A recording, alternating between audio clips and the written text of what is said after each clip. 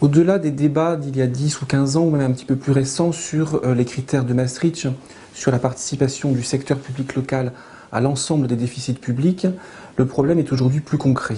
Songeons qu'en 2010, le déficit de l'État a quasiment été aussi important que le montant cumulé du budget de toutes les collectivités locales françaises.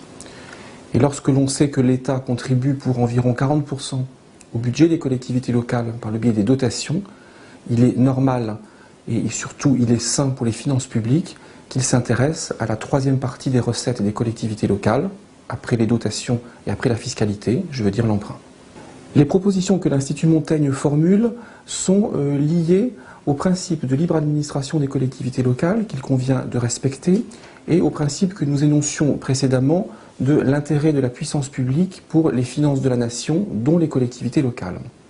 Ce sont donc des propositions simples, amenées à être débattues. La première, définir un périmètre normé de la dette publique locale. De quoi parlons-nous exactement? Est-ce qu'il s'agit seulement des collectivités au sens strict ou de tout ce qui navigue autour du secteur public local, y compris les syndicats, les associations publiques, voire certains pays? Deuxième élément, après avoir défini un périmètre normé, il s'agirait de réglementer, voire d'interdire certaines pratiques.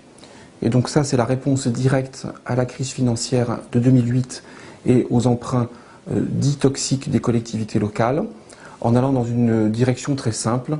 Ce qu'une collectivité ne peut pas comprendre, eh bien, il est normal que l'État puisse mettre des barrières intellectuelles, puis ensuite de décisions d'emprunt tout simplement.